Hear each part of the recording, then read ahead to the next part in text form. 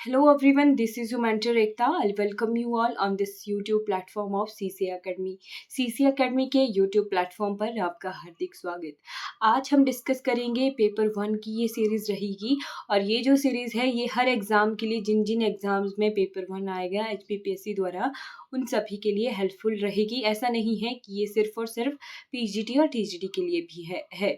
जिन भी एग्ज़ाम में पेपर 1 आएगा ये सभी की सभी एग्ज़ाम्स के लिए हेल्पफुल रहने वाली वीडियो सीरीज़ है। ओके, तो यहाँ पर मैंने आज की वीडियो में लिया है PGT कॉमर्स का पेपर जो 12 मई को कंडक्ट हुआ था और उसकी जो है पॉसिबल आंसर की हम जो है डिस्कस करेंगे जब भी ऑफिशियल आंसर की आएगी। तो इसी वीडियो के कमेंट सेक्शन में आपको ऑफिशियल आंसर की भी मिल जाएगी। पहला क्वेश्चन डिस्कस करते हैं। पहला क्वेश्चन है, in Himachal Pradesh the last inhabited village of the Baspa valley is. तो बसपा वैली कहाँ पर है? किन्नौर में है। और बसपा घाटी का अंतिम बसा हुआ गांव जो है कौन सा है? तो आप जो है बहुत सारे, अगर आप सोशल मीडिया से जुड़े रहते हो तो वहाँ पर बहुत सारे लोग जो है पोस्ट करते हैं the last village of Himachal Pradesh, और वो कौन सा है जी? Chitkul. Option number A correct रहेगा। जब भी ऑफिशियल आंसर की आएगी तब भी हम इसे जो है वहाँ पे आपको कमेंट सेक्शन में ऑफिशियल आंसर की के आंसर्स भी मिल जाएंगे। सेकंड क्वेश्चन है, in which following raja of Chamba time there existed the Hull copper mine in the Chamba। तो ऑप्शन नंबर सी करेक्ट रहना था, प्रताप सिंह बर्मन। ये डायरेक्ट क्वेश्चन लिया गया था, राइट। फिर है, consider the following about Kangra district of Himachal Pradesh.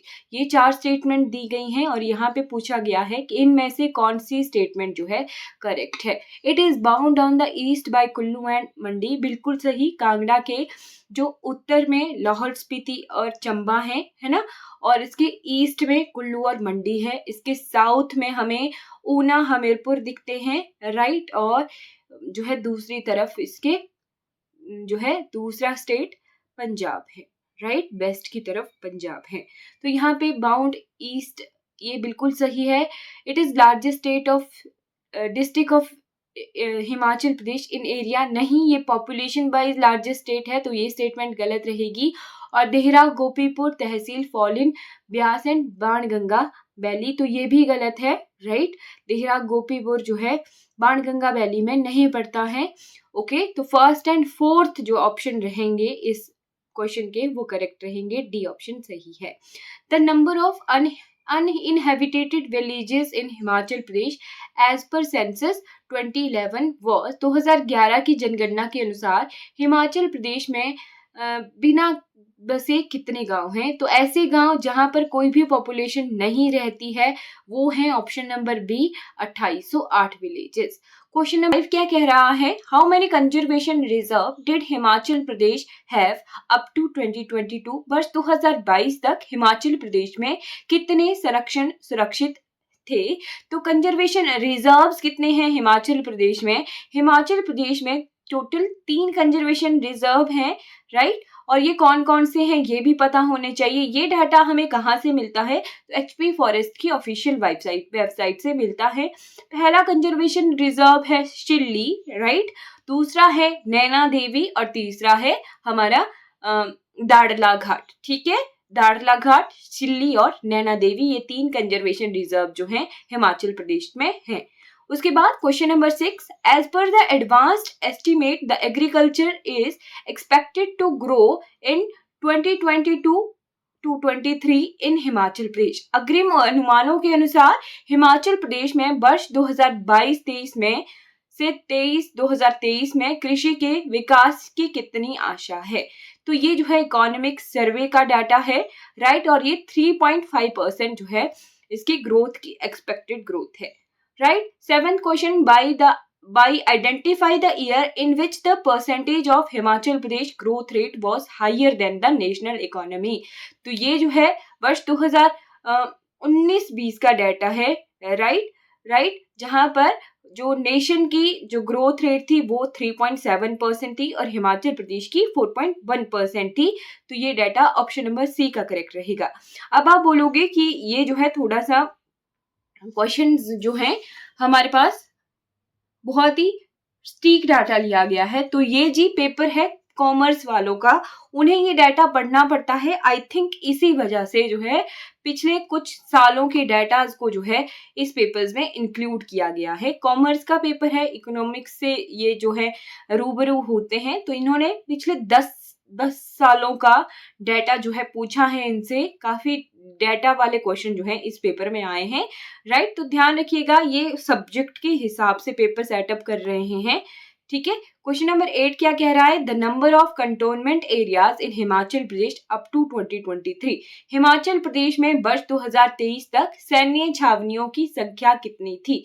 तो ये जो है 2023 तक पूछा गया है, इस बार 2024 है। कहा जाता है कि जो है एक जो है छावनी नहीं रही है, बट यहाँ पर 2023 तक का डाटा है, तो यहाँ पर ऑप्शन नंबर बी करेक्ट रहेगा, 7, राइट।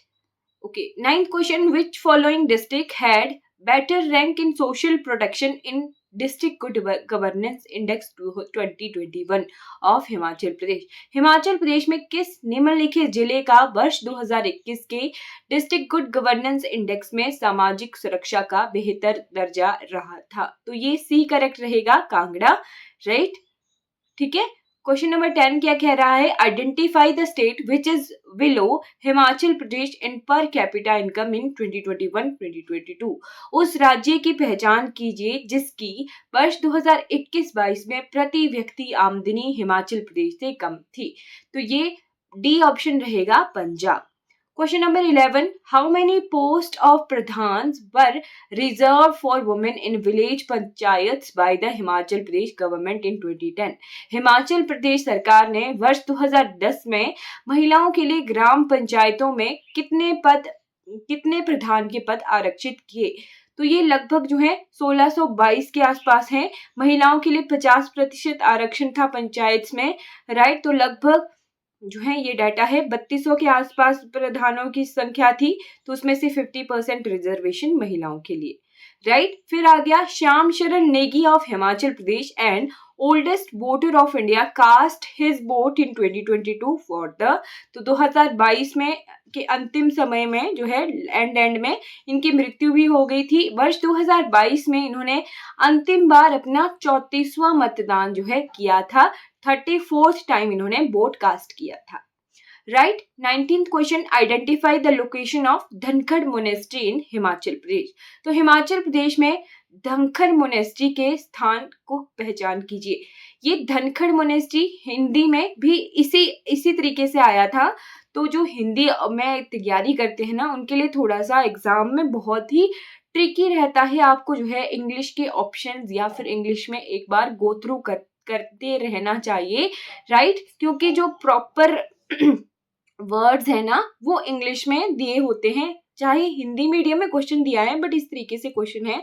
तो आप धनखड़ मोनेस्ट्री, हिंदी में हम धनखड़ जो गोम्पा है वो पढ़ते हैं, राइट। तो धनखड़ मोनेस्ट्री का जगह कौन सी है?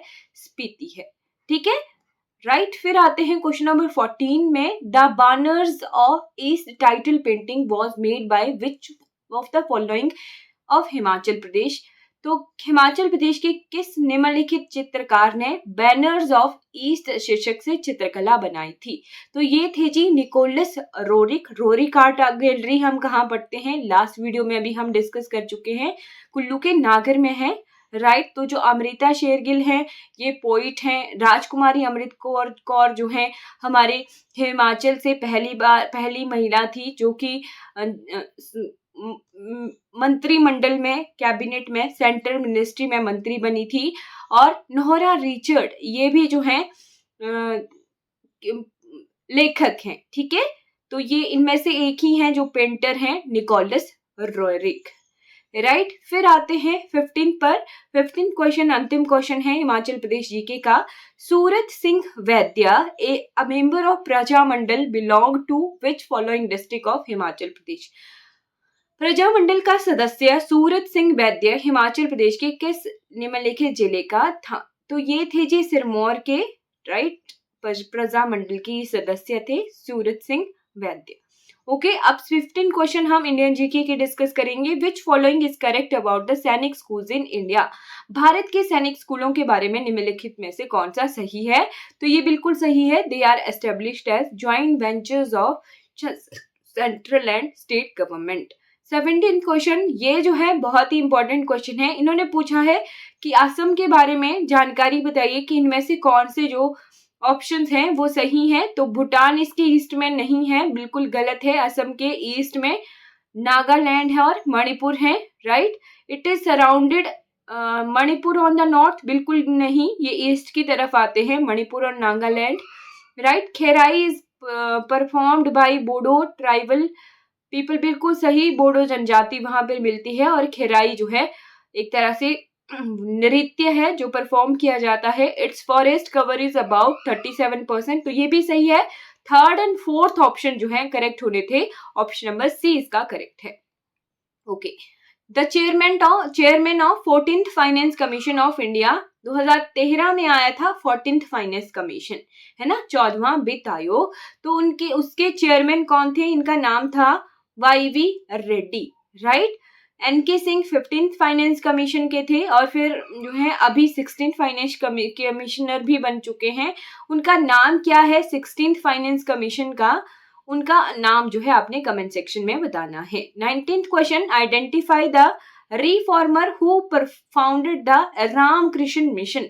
तो रामकृष्ण मिशन की स्थापना किसने की थी? स्वामी विवेकानंद ने की थी। ऑप्शन नंबर डी करेक्ट रहेगा। Question number 20, in which following state India the temple Shri Ranganath Swami is located. Bharat के किस निम्नलिखित राज्य में श्री रंगनाथ स्वामी का मंदिर है? तो ऑप्शन नंबर सी करेक्ट रहेगा, Tamil Nadu. Identify the location of Harni lake. Harni lake की लोकेशन बतानी है, तो ऑप्शन नंबर ए करेक्ट रहेगा, गुजरात, राइट। फिर आते हैं क्वेश्चन नंबर 22 की तरफ। Which of the following project rate of growth for nominal gross domestic product in India's interim budget? तो इस बार के इंटरिम बजट में नॉमिनल GDP ग्रोथ पूछी गई है, ये है जी 10.5%, right. Which following state union territory of India survey on higher education India tops in girl enrollment in all India survey on higher education और रिपोर्ट। तो भारत में कौन सा ऐसा राज्य या केंद्र शासित प्रदेश है जहां पर स्कूलों में जो लड़कियों की संख्या है वो सबसे ज्यादा शीर्ष पर है? तो ये डी चंडीगढ़ जो है सही रहेगा। Identify the following the international monetary funds correct growth project of China economy for the year 2024। तो IMF के अनुसार चाइना की कितनी ग्रोथ रहेगी GDP की, वो पूछा गया है। तो ये रहेगी 4.6%। Who is the winner of Australian Open Men Singles? तो ऑस्ट्रेलियन ओपन जो है ये जीते थे Jannik Sinner, option number C correct रहेगा, राइट। फिर आता है वर्ल्ड हार्ट डे, विश्व हृदय दिवस कब मनाया जाता है? ऑप्शन नंबर बी 29 सितंबर को मनाया जाता है। Okay, 27th question, which following astronaut return to Earth after creating a new spending record in space in 2023? कौन सा निम्नलिखित अंतरिक्ष यात्री अंतरिक्ष में रहने का नया कीर्तिमान बनाने के बाद वर्ष 2023 में पृथ्वी पर वापस आया है? तो इनका नाम है Frank Rubio, option number D correct है। Which following became the second country in the world to allow women to vote in national election? तो सबसे पहले न्यूजीलैंड ने अलाउ किया था वुमेन्स को इलेक्शन करने के लिए, उसके बाद साउथ ऑस्ट्रेलिया, ये जो है ऑप्शन नंबर बी करेक्ट रहेगा, Australia. In which following discipline Robert E. Lucas was awarded the Nobel prize in 1995? वर्ष 1995 में रॉबर्ट E. ल्यूक जूनियर को जो है किस विषय में नोबेल प्राइज मिला था? इन्हें जो मिला था वो इकोनॉमिक साइंस में रहेगा, ऑप्शन नंबर ए करेक्ट है। Question number 30, choose the correct year of the announcement of Arthur Balfour, the British Foreign Minister, for supporting the idea to create the Jewish National Home in Palestine. तो British विदेश मंत्री Arthur Balfour द्वारा फिलिस्तीन में यहूदी राष्ट्र निवास स्थान बनाने की योजना की घोषणा की वर्ष की का सही चयन कीजिए। तो ये 1917 रहेगा। फिलिस्तीन और फिलिस्तीन का ये जो युद्ध चला हुआ है इसी वजह से ये चर्चाओं में रहा है, इंटरनेशनल अफेयर का ये क्वेश्चन है, राइट। इंटरनेशनल अफेयर से स्टैटिक का क्वेश्चन पूछा गया है, तो मैं ये बार बार चीजें बता देती हूँ आपको कि अगर करंट में कोई न्यूज आ रही है तो उसका स्टैटिक डाटा जरूर देखिएगा, वहां से क्वेश्चन एक आध बन ही जाता है। 31 में प्र उपसर्ग से निर्मित शब्द है प्रायोजित, ऑप्शन नंबर ए। फिर है अनेक शब्द विशेषण के किस भेद का उदाहरण है, तो अनेक बता रहा है क्वांटिटी, और क्वांटिटी क्या होता है, परिमाण, परिमाणवाचक। सी, वह तुलिका से चित्र बना रहा है, रेखांकित पद किस कारक का प्रसर्ग है, तो यहाँ पे कारक पूछा है कर्ता ने, कर्म, ओके, कर्ता ने उपकरण से न से के द्वारा जो है वह तुलिका से चित्र बना रहा है, तो करण यहाँ पे कारक रहेगा। कुशल शब्द का भाववाचक जो है ये पूछा गया है, तो ये मुझे थोड़ा डाउटफुल रहेगा, राइट। जब भी ऑफिशियल आंसर की आएगी तब हम 33 क्वेश्चन का जो है बता देंगे आपको आंसर। बाकी आप खुद काफी समझदार हैं, तो ये निजवाचक रहेगा।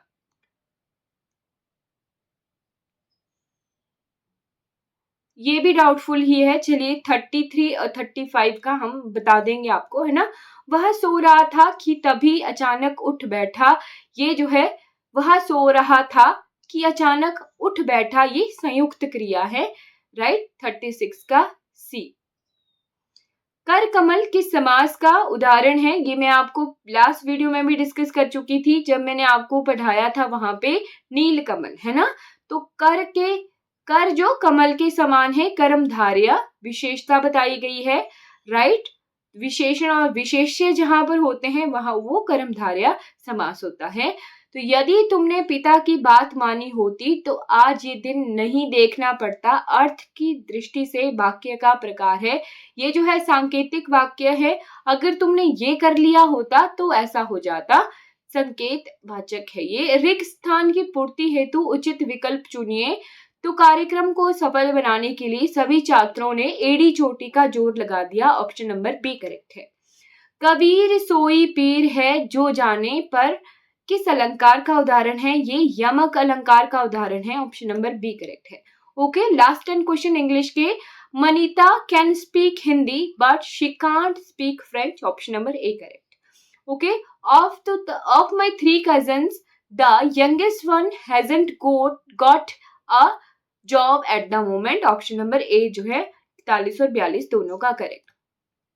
Choose the correct indirect from the following, तो ये दिया गया है, Raveena has declared I am practising yoga every day, तो यहाँ पे ये जो फर्स्ट पोर्शन है इस वाक्य का, यहाँ पे जो है ये प्रेजेंट में है, रवीना हैज डिक्लेयर। अगर ये जो डायरेक्ट प्रेजेंट में होता है तब जो है आगे वाले सेंटेंस में हम टेंस चेंज नहीं करते हैं, यानी ये जो है प्रेजेंट में ही रहना था।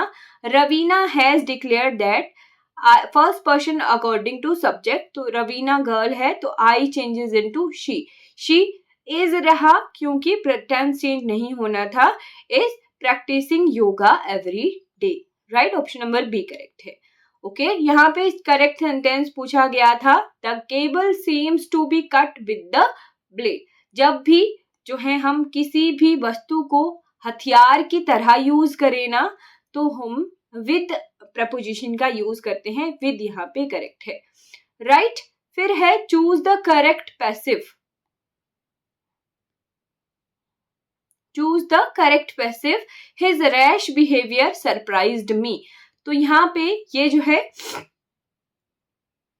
हाँ, I am surprise, I was क्यों लगा, क्योंकि सरप्राइज्ड क्या है, पास्ट में है, राइट, तो ये पास्ट में ही चेंज होना था। I was surprised at his rash behaviour, option number D correct होना था। Arrange the given part two make a meaningful sentence, तो ये जो है कुछ PQRST इस तरीके से ऑप्शन दिए गए थे, ये जो है आपने ध्यान रखना है, इस तरीके से अरेंज करने के लिए फिजिक्स वाले पेपर में भी आया था, राइट। सेम यही PQRST दिए गए थे और फिर उन्हें अरेंज करना था ऑर्डर में, राइट। तो ये होना था, the tragedy forced everyone to go back to their places but those two brave girls kept holding their position, यानी RQSP टी, इस तरीके से ऑप्शन नंबर बी करेक्ट होना था। Question number 47, indicate the synonym of the underline word walking in moonlight was quite a surreal experience. तो surreal का synonym यानी same जो मीनिंग वाला शब्द है वो पूछा गया था। तो सररियल यानी ड्रीम लाइक जो है एक्सपीरियंस, राइट। फिर है एंटोनिम पूछा है प्रोवर्बियल का, प्रोवर्बियल अंडरलाइन था, राइट। तो proverbial, his way of handling the issues has become proverbial now. Proverbial का एंटोनिम यानी अपोजिट वर्ड होता है unconventional. Indicate the incorrect sentences. तो यहाँ पे 3 सेंटेंसेस गलत हैं, 2, 3, 4। Raj as well as Anil did their job well. Anil enjoy reading books. Besides a car she have of Scooty, अफ ही दिया गया था ना, तो 2, 3, 4 तीनों गलत हैं। फर्स्ट क्वेश्चन जो है, फर्स्ट ऑप्शन सही है, both Raj and Anil did their job well. Question number 50 और लास्ट क्वेश्चन इस पेपर का रहेगा, a system that organize people in higher and lower level is called hierarchy. ये जो है हायरार्की शब्द हम कहाँ पढ़ते हैं, एजुकेशन वाले में, वहां पे हम हायरार्किकल ऑर्डर पढ़ते हैं, हाई से लो की तरफ जाना या लो से हाई की तरफ जाना। तो कोई भी सिस्टम को जब हम ऑर्गेनाइज करते हैं हाई टू लो ऑर्डर या लो टू हाई ऑर्डर, उसे हायरार्की कहा जाता है। तो यहाँ पर हम 50 क्वेश्चन जो है एचपी पीजीटी कॉमर्स के पेपर के डिस्कस कर चुके हैं। नेक्स्ट पेपर भी मैं जो है डिस्कस करूंगी, वहां पे पेपर 1 रहेगा, राइट। देखेंगे कौन से पेपर का मिलेगा मुझे पेपर 1, उसको हम डिस्कस करेंगे। ये जो है संभावित आंसर की है, अगर आपको कुछ गलत लगता है तो जो जब भी ऑफिशियल आंसर की आएगी उसको जो है कमेंट में पिन कर दूंगी, राइट। तो यहाँ पर हम 50 क्वेश्चन एचपी पीजीटी कॉमर्स के डिस्कस कर चुके हैं। आई होप आपको ये वीडियो सीरीज जो है आने वाले एग्जाम्स के लिए बहुत फ्रूटफुल रहे। आने वाले संडे को 19th को शायद एचपी पीजीटी मैथ्स का भी पेपर है, बाकी शेड्यूल भी जो है और एग्जाम्स का एचपीपीएससी ने दे दिया है। तो जिन भी एग्जाम में पेपर 1 आएगा, राइट, पेपर 1 जो है जिन भी एग्जाम्स में आएगा, ये वीडियो सीरीज उन सभी एग्जाम्स के लिए हेल्पफुल रहेगी, राइट। तो आई थिंक इतना बहुत है। चलिए आज की वीडियो कंप्लीट हो जाती है। Thank you so much for watching this video.